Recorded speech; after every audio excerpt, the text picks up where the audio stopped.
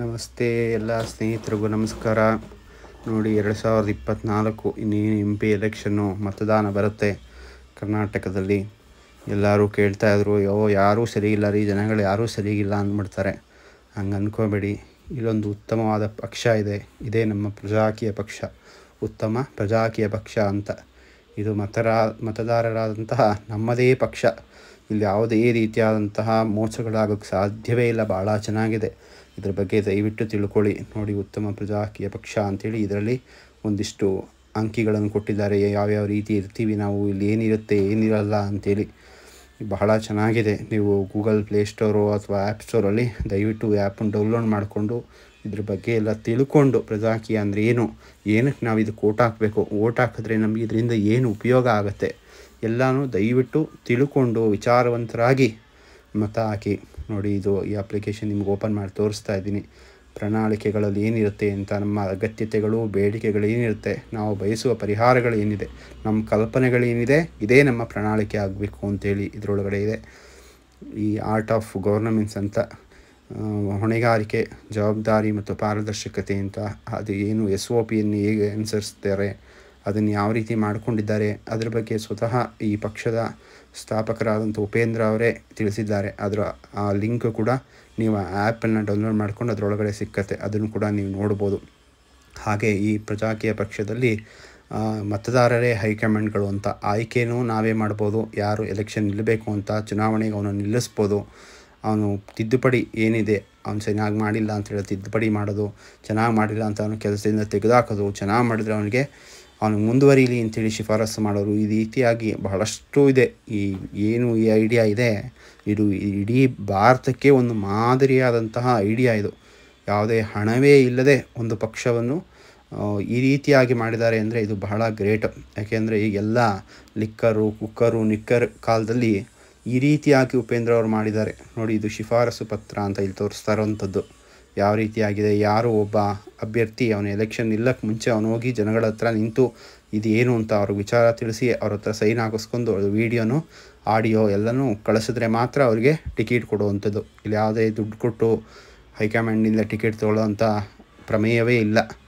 ಆ ರೀತಿಯಾಗಿದೆ. ಇದು ಭಾಳ ಚೆನ್ನಾಗಿದೆ. ಇದು ನೋಡಿ, ನಿಮಗೆ ಗೂಗಲ್ ಪ್ಲೇಸ್ಟೋರು ಮತ್ತು ಆ್ಯಪ್ ಸ್ಟೋರಲ್ಲಿ ಕೂಡ ಪ್ರಜಾಕೀಯ ಅಂತ UPP ಮೊಬೈಲ್ ಅಪ್ಲಿಕೇಶನ್ನ ಡೌನ್ಲೋಡ್ ಮಾಡ್ಕೋಬೋದು. ಡೌನ್ಲೋಡ್ ಮಾಡಿಕೊಂಡು ನೀವು ನೋಡಿ, ನಿಮಗೆ ಸರಿ ಅಂತ ಕಾಣಿಸಿದ್ರೆ ಖಂಡಿತ ಇದಕ್ಕೆ ಓಟ್ ಹಾಕಿ, ಆಯಿತಾ.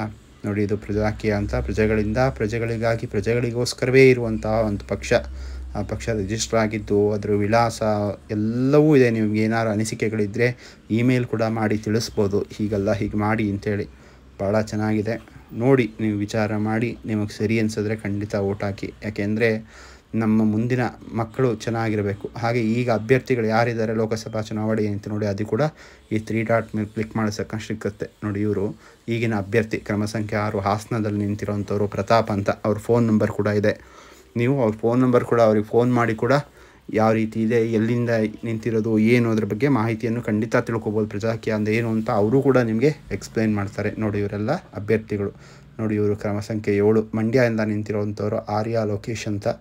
ಕ್ರಮ ಸಂಖ್ಯೆ 7ರಲ್ಲಿ ನಿಂತಿದ್ದಾರೆ. ಅವ್ರದ್ದು ದೂರವಾಣಿ ಕೂಡ ಸಹಿತ ಇದೆ.